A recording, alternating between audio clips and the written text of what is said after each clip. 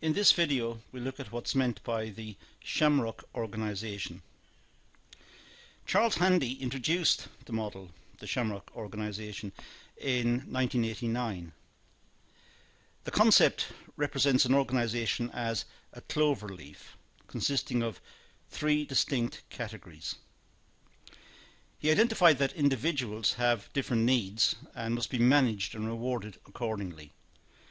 So the model consists of three parts, hence the name the Shamrock model, and it recognizes that people have very distinct needs and requirements and therefore must be managed and rewarded differently. Handy identifies that the changing business environment places pressure on organizations to adapt and restructure to meet demands. So there is a constant need, in view of the ever-changing technological scene that organizations confront.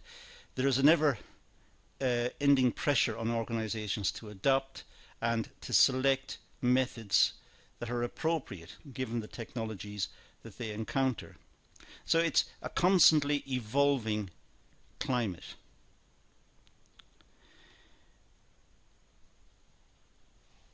The model looks at how organizations have changed over, say, the last 20 or 30 years, and how the changing nature of work has influenced organizational structures. So the nature of employment and the nature of corporate development have, in a sense, gone hand in hand. They have adjusted to each other. People work more flexibly. People have different requirements in the workplace. Key personnel are important to find and retain, and they have varying requirements from their work and from the type of activities they undertake on behalf of the organization.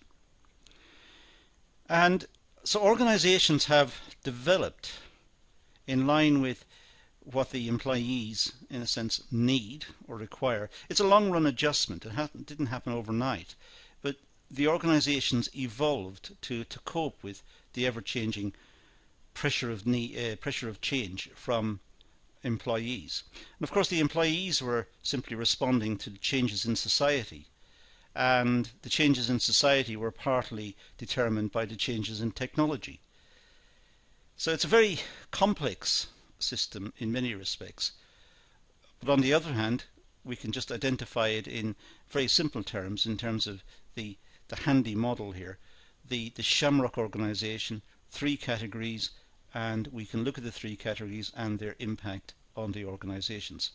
So the ever-increasing sophistication of the world, emerging technologies and innovation and so on, has influenced the way we work, and the way we work has influenced organizations to design work routines and working practices that facilitate the employees. Otherwise the employees may not be that much engaged, or may be demotivated, or may not be easy to find in the first place. Key personnel may be difficult to come by.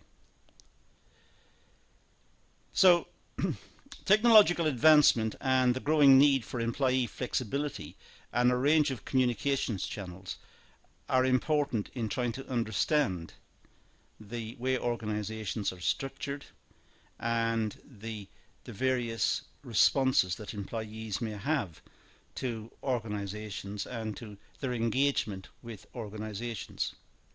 Employees are better informed because of better communications channels. Employees require flexibility. Society has changed. We have greater roles for female workers. In fact, they are probably the dominant sector in the labour market. A lot of female students come through universities with high skill levels, the type of people that are required for industry and commerce.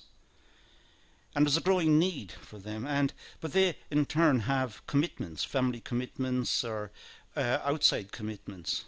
So there is a need for flexibility on the part of organizations.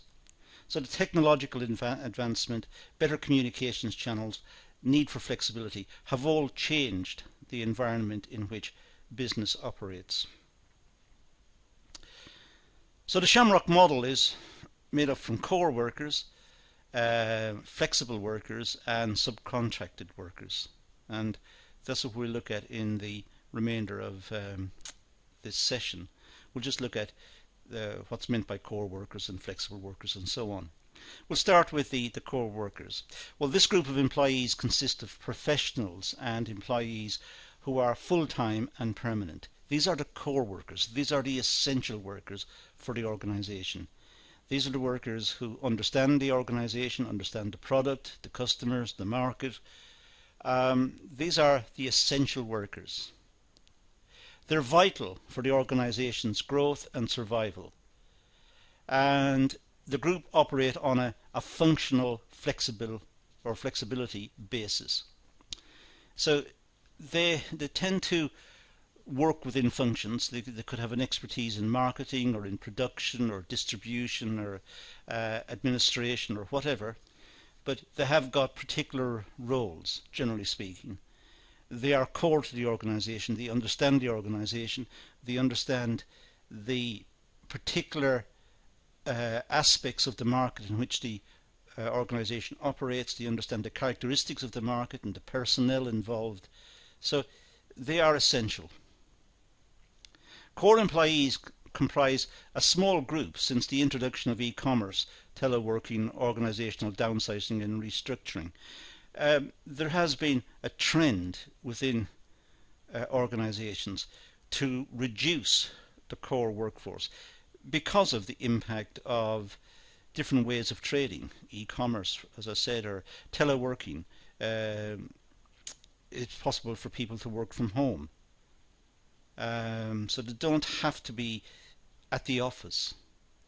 They could be more flexible. They may be required for certain times of the year and not required other times.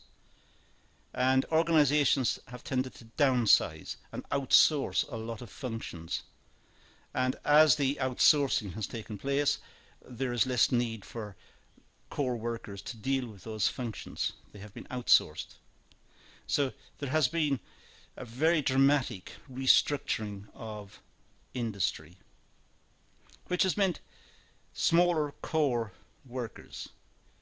The ones who have remained are the absolute essential workers. These are the ones that cannot be let go or cannot be done without. These are important workers. Flexible workers, well, this group of employees consists of temporary, part-time staff working on a contractual seasonal basis. They're flexible. They may come and go. Sometimes, depending on the location of the company, the flexible workers will have experience of working for that company in the past. So they'll have some prior knowledge of the product, the market and the routines of the business. But by and large, they are employed on a flexible basis. They may be employed during peak season for demand, perhaps coming up to Christmas or the holiday season, or they may be recruited on a temporary basis. They're flexible. They're vital for an organisation as they can be employed as and when required. For example, when there's a high demand for labour, these workers may be employed. So when organisations have a peak or a spike in demand, then they may call in extra workers to try and meet that demand. Done on a flexible basis, as I said. They are employed short term and usually paid on an hourly basis. They are considered flexible because they offer a range of skills. Because they're employed from time to time, the company can look for people with particular skills. And as I said, depending on the location of the company, if the company's in a small town and has recruited part-time workers in the past, more flexible workers in the past, it may recruit the same people again when it requires them, and those workers will have some knowledge of the business, some knowledge of the processes and the technical requirements of the job. They will be, in a sense, part acculturated before they arrive. Subcontractors, well, this group consists of external agencies, freelance workers, subcontractors and consultants. Generally speaking, they offer specialist skills and expertise external to daily work activities. The subcontractors are normally specialist accountants or solicitors or advertising or marketing personnel, consultants perhaps, who come in and look at the organisation and give expert opinion and suggestions. These are, generally speaking, very professional outside agencies who are brought into the organisation from time to time to give expert opinion about some aspect of the work, the product, the organisation of the business, and so on. The group are mainly self-employed and outsourced to take part in project work or tasks for the organisation. Often accountants work for themselves, or they work in small practices. They have small accountancy offices and they work from there. It may be, of course, that the company employ accountants from some of the larger firms. Solicitors may be the same. They may have quite small solicitors' offices, but within the office they may have specialist departments, corporate, for example, or business lawyers or solicitors. So there may be some specialisation within the activity, but generally speaking, they tend to be self-employed and it tends to be small scale. They're usually subcontracted by an organisation and paid based on results, performance and quality.